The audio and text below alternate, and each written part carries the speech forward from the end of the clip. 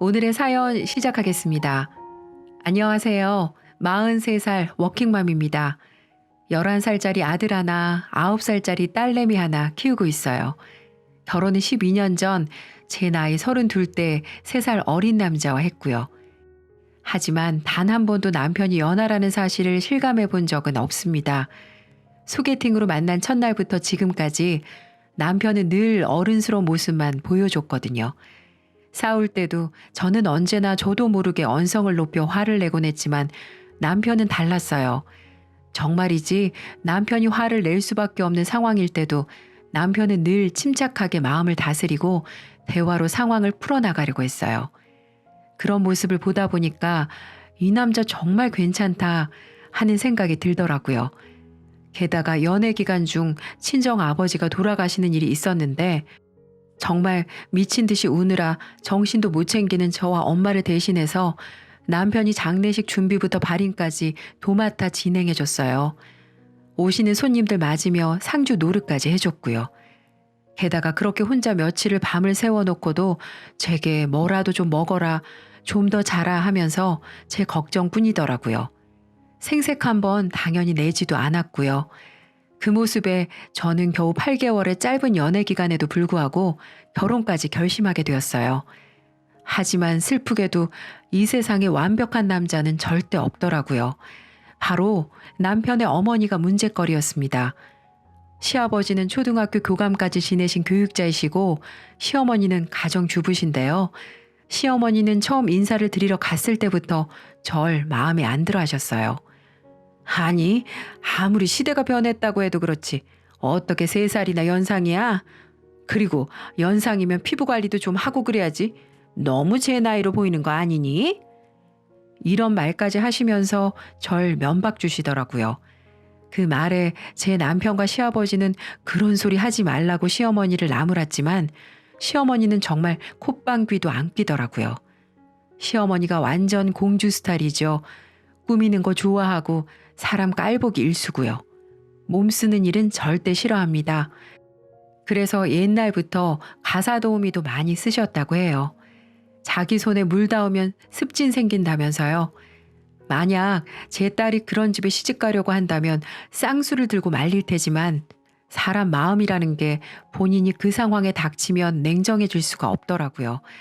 전 남편을 너무 사랑했고 남편의 마음 씀씀이가 너무 좋았기 때문에 결국 시어머니라는 거대한 산을 애써 모르는 척하고 남편만 보고 결혼했어요.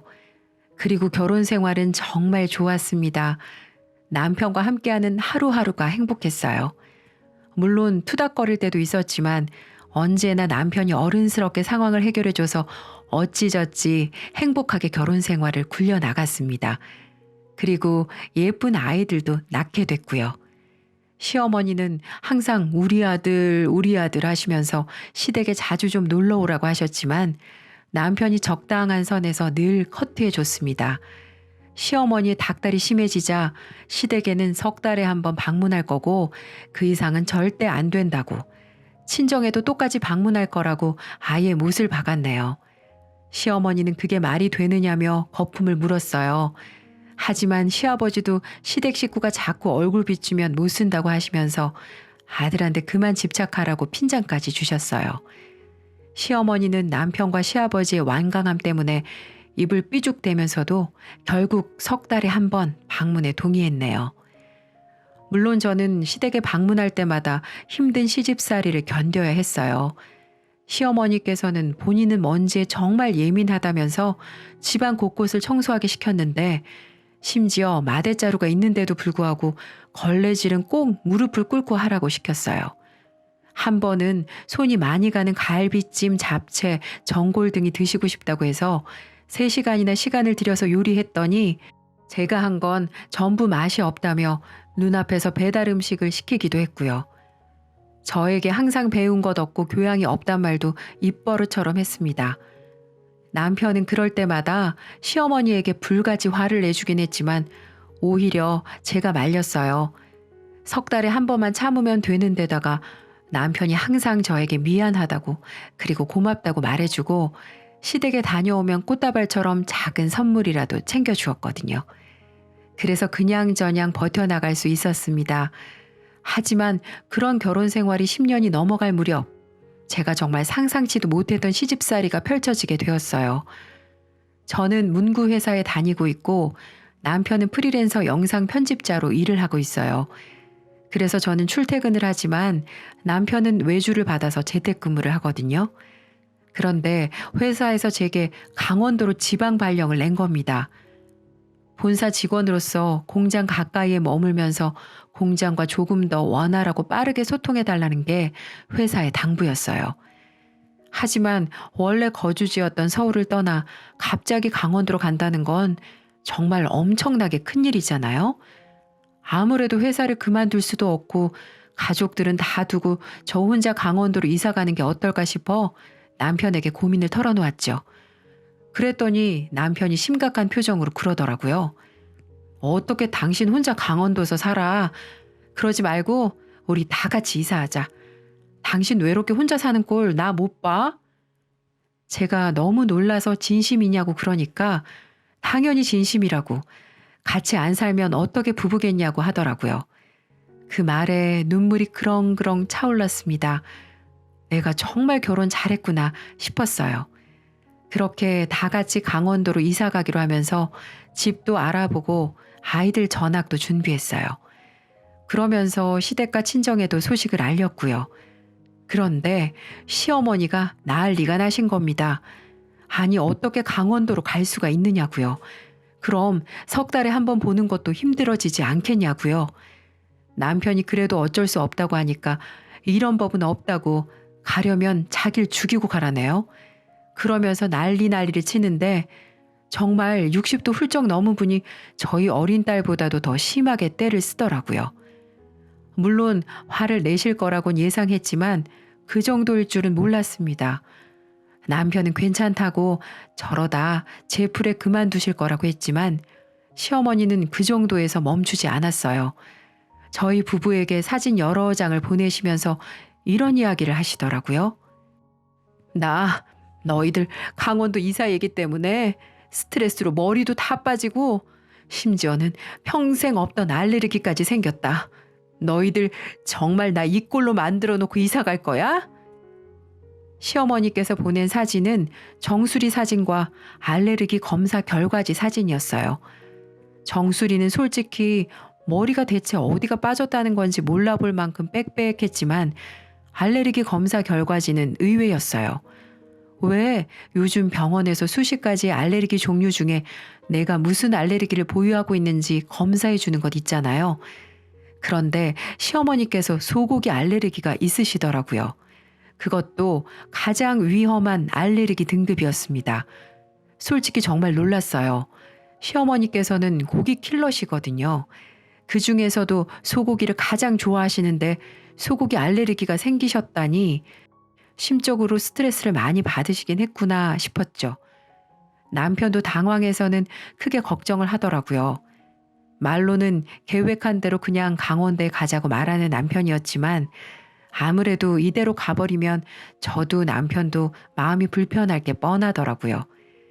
그래서 저는 강원도로 이사 가기 전에 한 달 동안 시댁에서 시어머니 마음을 풀어드리기로 마음먹었어요. 남편에게도 그러자고 했더니 남편도 정말이냐고, 사실 마음이 많이 불편했는데 그렇게 해주면 정말 좋겠다고 고맙다고 하더군요. 그래서 시어머니께 전화를 걸어서 한 달 동안 같이 살면서 서운한 마음을 풀자고 말씀드렸더니 시어머니가 지금 적선하는 거냐며 또 고래고래 소리를 지르는 겁니다. 하지만 그러면서도 또 올 거면 빨리 오라고 하시더라고요.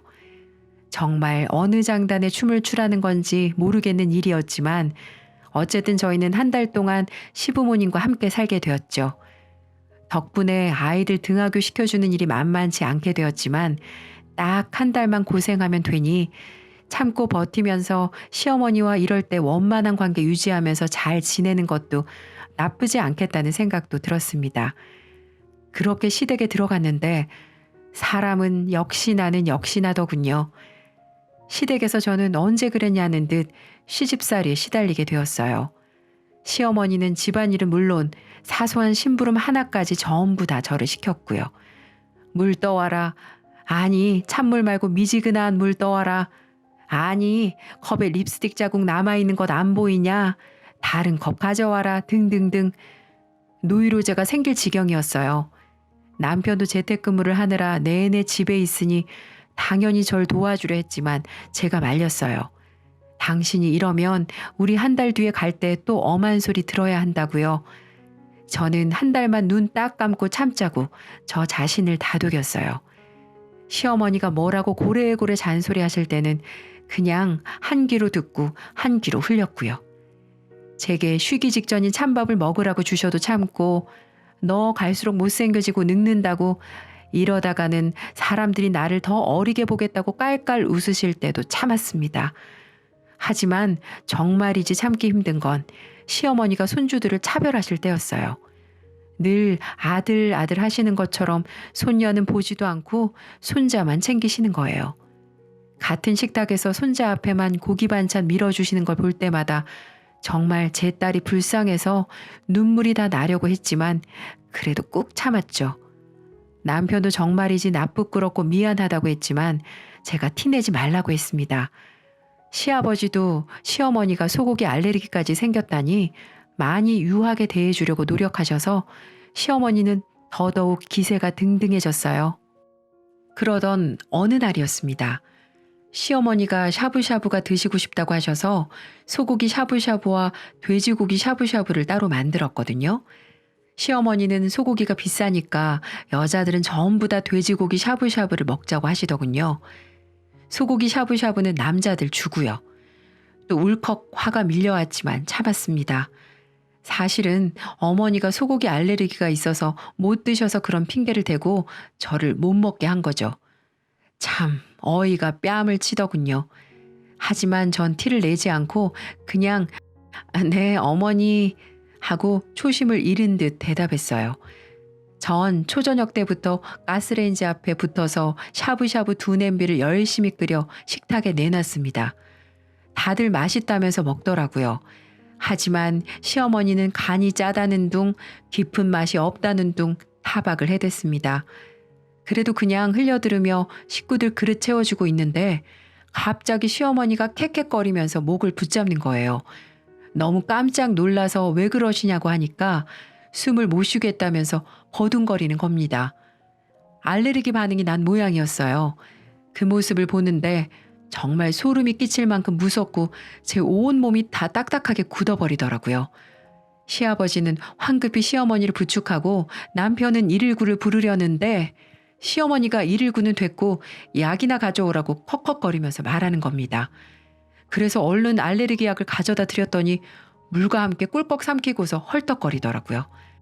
그리고 얼마 지나지 않아서 이제야 좀 살 것 같다고 하는 겁니다.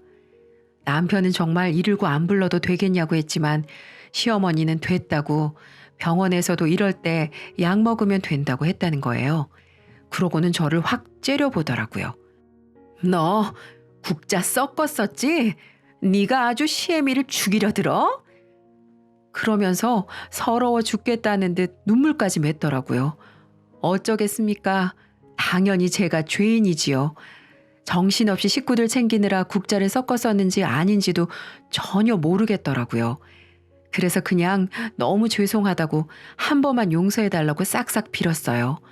시아버지도 이번엔 며느리 내가 잘못했다고 하시더라고요. 남편도 마찬가지였고요. 당신이 잘못했어. 어머니 알레르기 있으니까 조금 더 조심하지 그랬어. 당신 불찰이야. 남편이 처음으로 제 편을 안 들어주니까 정말 서럽더라고요. 하지만 물론 제 잘못이니 일단 계속 빌었습니다. 시어머니는 아량을 베풀어 준다는 듯 이번 한 번만 용서해 준다고 콧방귀를 끼더라고요. 눈물이 다 찔끔 나더군요. 정말 몸도 마음도 고되다는 게 이런 거구나 그때 느꼈네요. 샤브샤브 사건 이후로 저는 정말 더 조심했어요. 다시다도 소고기 다시다는 절대 안 섞고 혹시나 소고기 국물이 튈까 싶어 시어머니 음식은 아이의 1인용 인덕션에 멀찍이 떨어뜨려서 조리를 했습니다. 시어머니도 그래 그 정도 정성은 있어야 며느리라면서 앞으로도 계속 그렇게 하라고 말씀하시더군요. 한숨이 푹푹 절로 나왔지만 지은 죄가 있으니 입을 다물었어요. 남편은 알레르기 사건 이후로 절 대하는 태도가 조금은 싸늘해졌고요. 서럽고 섭섭한 마음에 저는 식구들이 모두 자는 새벽을 틈타서 친구와 종종 전화로 수다를 떨곤 했습니다. 그러다 제가 지난 샤브샤브 사건을 털어놨어요. 그 사건 때문에 지금까지도 죄인 모드로 숨죽이고 있다고 했더니 친구가 뭔가 이상한데? 라고 하더라고요. 뭐가 이상하냐고 하니까 친구도 심한 복숭아 알레르기가 있는데 숨을 못 쉴 정도로 기도가 부풀어 올랐다면 절대 시판 알레르기 약 정도로는 가라앉지 않는다는 거예요.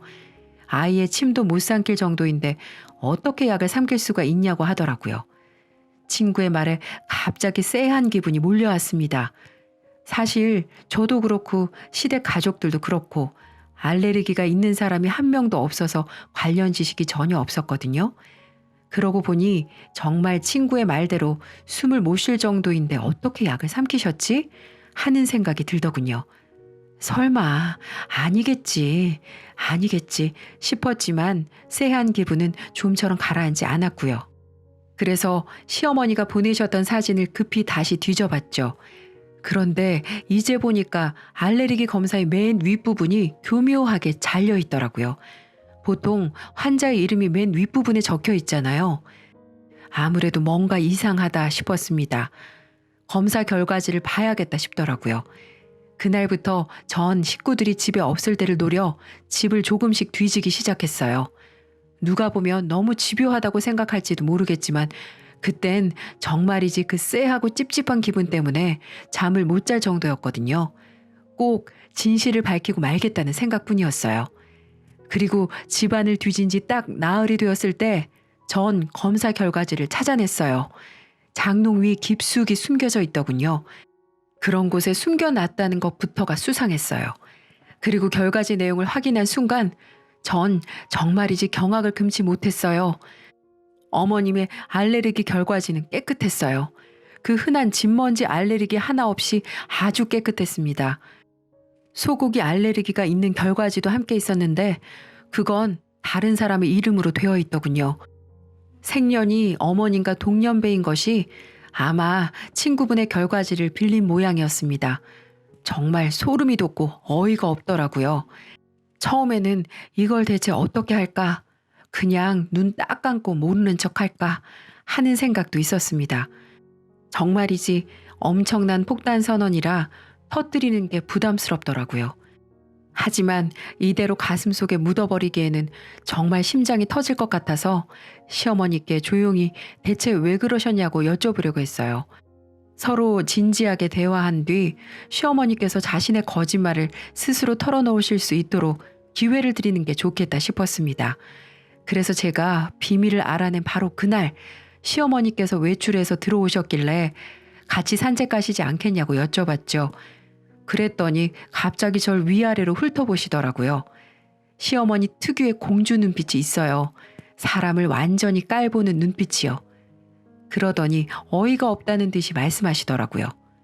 너는 시어머니 황천길 보낼 뻔해놓고 뻔뻔하게 산책 가자는 말이 나오니?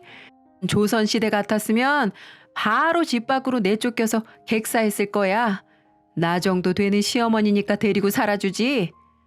그러면서 제 어깨를 확 밀쳐버리고 지나가는데 그 순간 저는 제 안의 모든 인내심을 다 잃어버렸습니다. 너무 서럽고 화가 나서 주먹이 다 부들부들 떨리더라고요. 눈물도 저절로 쏟아지고요. 아, 시어머니에게는 마지막 기회조차도 사치구나 싶었죠. 집안 분위기고 뭐고 그냥 터뜨려버리겠다고 결심하게 됐어요. 그래서 다음 날 저는 문제의 샤브샤브를 다시 준비했죠. 소고기 샤브샤브와 돼지고기 샤브샤브를요. 두 고기 다 부드럽고 야들야들한 부위를 엄선해서 아주 얇게 썰었습니다. 그리고 차려냈더니 시어머니가 아주 질색하는 거예요. 나 샤브샤브에 안 좋은 기억이 있는 거 몰라? 알아. 너 진짜 나한테 왜 이러니? 그러시기에 이번에는 정말 잘 준비했다고 국자 섞어 쓰는 일도 없을 거라고 말씀드렸어요. 그랬더니 짜증을 내면서도 식탁에 앉기는 하시더라고요. 그렇게 식사가 이어졌습니다. 그리고 식구들이 샤브샤브 냄비를 거의 다 비웠을 때 제가 입을 열어 말했어요. 어머니, 맛이 어떠셨어요? 오늘은 괜찮으신가 봐요? 그래, 오늘은 좀 괜찮네. 가서 어여 물 한 잔 떠와. 그러시는 겁니다. 전 그때를 노렸어요. 어머, 세상에, 고기가 썩겼었네? 어머, 근데 어머니 괜찮으세요? 어머니 소고기 알레르기 있으시잖아요. 그랬더니 시어머니가 기겁을 하고 놀라시더라고요. 남편과 시아버지도 그게 무슨 소리냐면서 눈이 커다래져서는 황급히 시어머니에게 괜찮냐고 묻더라고요. 당신 어떻게 그런 실수를 또 해? 미쳤어? 남편은 아예 눈이 돌아가서는 저한테 버럭버럭 소리를 쳤고요. 시어머니는 그러자 갑자기 또 영화배우 저리 가라는 듯 명령기를 시작하는 겁니다. 벼랑간 캑캑거리면서 기침을 토해내더니 전현이 정말 날 죽이려는 게 확실하다고 사지를 떨고 난리 부르스를 치더라고요. 남편은 바로 119에 전화하려 했지만 시어머니는 또다시 됐다고 약을 가져오라고 외쳤어요. 시아버지는 제게 정신머리가 있는 거냐며 화를 고래고래 내셨고요. 저는 정신이 없어 우왕좌왕하고 있는 남편에게 내가 대신 약을 가져오겠다고 말한 뒤 앞치마 주머니에 넣어두고 있었던 문제의 알레르기 검사 결과지를 시어머니의 손에 확 쥐어줬습니다. 어머님을 싹 낫게 해드릴 약이 바로 여기 있다고 말하면서요. 시어머니는 뭔가 이상하다고 싶었는지 버둥거리면서 눈을 살짝 떴고 제가 내민 종이가 무엇인지 깨달은 순간 얼굴이 새하얘졌습니다. 시아버지는 이렇게 급한 와중에 뭐냐며 화를 내셨지만 시어머니가 갑자기 발작을 멈추자 이상함을 느끼고 종이를 빼앗아 들어 내용을 살피셨죠. 그리고는 얼음장이 되셨어요. 남편도 대체 무슨 일이냐며 다가와서는 종이를 살펴보고는 수스라쳤습니다. 시어머니는 조용히 눈치를 살피기 시작했고요. 저는 미리 준비해뒀던 짐가방을 챙긴 뒤 아이들 손을 하나씩 붙잡았어요. 아이들도 집안에 큰 소리가 나고 있으니 분위기를 파악하고 조용히 있더라고요. 저는 사색이 된 시어머니를 바라보며 말했어요. 저 이혼합니다. 이렇게 하나밖에 없는 며느리를 어떻게든 괴롭히려고 하는 집안하고는 전 더 이상 못 살아요. 그러니까 시어머니 말이라면 꿈쩍 못하는 며느리 구해서 벽에 똥칠할 때까지 잘 사세요. 아시겠어요? 하고 집을 나와버렸습니다. 제가 현관으로 향하니까 남편이 기겁을 하고 달려와서 절 붙잡더군요. 시아버지도 마찬가지였고요. 미안하다고 용서해달라고 남편과 시아버지가 정말이지 빌듯이 말씀하더군요. 사실 정말로 이혼할 생각은 없었습니다. 솔직히 시어머니 때문에 포기해버리기에는 남편이 너무 아깝기도 했고요. 아이들에게 아빠 없는 삶을 물려주고 싶지도 않았어요. 하지만 그 순간만큼은 제가 세게 나가야 할 타이밍이라고 생각했죠. 시어머니는 바닥에 주저앉은 채로 어쩔 줄 모르고 눈만 굴리고 있었고요. 저는 근처 호텔에 가 있겠다고 재산 분할 어떻게 할지 생각해서 오라고 남편에게 단호하게 말한 뒤 집을 나갔어요. 남편과 시아버지는 끝까지 주차장까지 절 쫓아오며 미안하다고 빌었지만 전 굴하지 않았어요. 아이들을 태우고 그대로 호텔로 향했습니다. 그렇게 호텔 객실에서 아이들을 재우고 난 뒤 다음날 새벽이 되었을 때였어요. 핸드폰이 울렸습니다. 시아버지셨어요. 일단 전화를 받았더니 묵직한 목소리로 집에 좀 와달라고 하시더군요. 제발 부탁이라고 말씀하시는데 목소리가 너무 안 좋으셔서 알겠다고 했습니다. 말했듯 저는 이혼 생각이 없었고 바라는 건 문제를 해결하는 거였으니까요. 그래서 아이들을 깨워 차에 태운 뒤 집으로 갔습니다. 문을 열었더니 안절부절 못하고 서 있던 남편이 달려나와선 절 끌어안더라고요. 시어머니는 절 보더니 입술을 실룩대면서 사납게 눈을 일그러뜨렸고요. 아직도 반성을 안 하시는구나 싶었죠. 일단 아이들은 방에 넣어두고 하실 말씀 하시라고 했더니 시아버지가 시어머니에게 빨리 말하라고 눈치를 주시더군요. 그러자 시어머니가 조금 망설이나 싶더니 입을 열었습니다. 정말 미안하다. 내가 괜히 객기 부린 거 인정해. 다시는 안 그럴 테니 이제 우리 다시 잘 지내보자꾸나. 내 아들이 너 따라 연고도 없는 강원도에 간다길래 네가 너무 미워서 나도 모르게 그랬다. 정말 미안하다. 하며 누가 봐도 시아버지가 시킨 것처럼 연기 대본 대사를 읽듯이 건성건성 말을 하시더군요. 사과는 사과였지만 정말이지 진정성이 전혀 느껴지진 않았습니다. 시아버지는 사과가 그게 뭐냐며 버럭 화를 냈지만 시어머니는 뻔뻔하게 내가 사과했으니 됐지 하는 표정을 짓고 있더군요. 기가 찼습니다. 그때 곁에서 조용히 듣고 계시던 시아버지가 입을 여셨어요. 아무래도 이 여편네가 이런 꼴이 된 게 내가 너무 오냐오냐 대접하면서 같이 살아서 그런 것 같다. 아무래도 몸 쓰는 일을 하면서 반성을 해야 버릇이 고쳐지겠어. 그 말에 시어머니 얼굴이 사색이 되더라고요. 당신 그게 무슨 말이냐면서 소리치니까 시아버지가 최대한 빨리 시골로 이사가서 농사 지으면서 살겠다고 하시더라고요. 사실 시아버지가 오래전부터 귀농을 바라시긴 했는데 매번 시어머니 결사반대로 어그러지셨거든요. 시어머니는 기겁한 표정으로 지금 그게 무슨 소리냐고 시아버지에게 왁왁 소리를 치셨지만 시아버지는 눈 하나 깜빡하지 않으셨습니다. 다음 달 안으로 바로 이사 가겠다고 하시면서 제게 제발 이혼만은 다시 생각해달라고 너희들 서로 사랑하지 않냐면서 둘이서 집으로 돌아가서 결혼 생활을 긍정적으로 생각해 보라고 하셨어요. 시어머니는 이대로는 못 간다고 저와 남편을 절박하게 붙잡으셨고요. 그렇게 제발 시아버지를 말려달라고 제게 애원하는 그 눈빛을 보니 너무 웃겨 죽을 뻔했네요. 하지만 시아버지가 나서서 시어머니를 떼어주시면서 얼른 짐 챙겨서 가라고 하셨어요. 시어머니는 그날 이후 제게 매일같이 정말 미안하다고 문자를 보내시곤 했어요.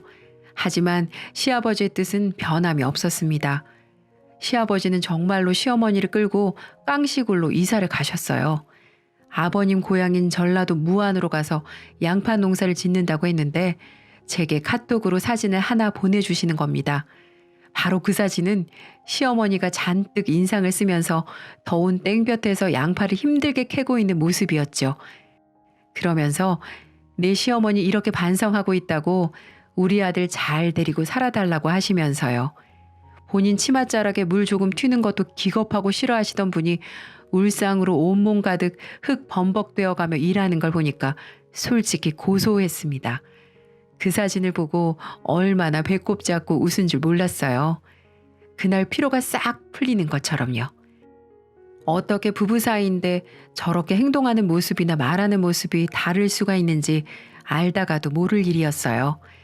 그리고 저와 남편은 당연히 시어머니가 없으니 자연히 예전의 건강한 관계로 돌아갔고 강원도로 이사도 무사히 했습니다. 그렇게 우리 네 식구는 행복하게 잘 지내고 있어요. 그리고 시어머니하고도 아버님 덕분에 사이가 많이 좋아졌고요. 가끔 전화해서 제 안부도 묻곤 하시고 손주들 보고 싶다며 가끔 찾아오기도 하십니다. 물론 명절 때는 저희가 찾아가고요. 저도 며느리 역할도 잘 하면서 그동안의 앙금은 싹 잊어버리고 잘 지내보려고 해요. 그래도 가족이니까요. 지금까지 제 사연 들어주셔서 감사합니다.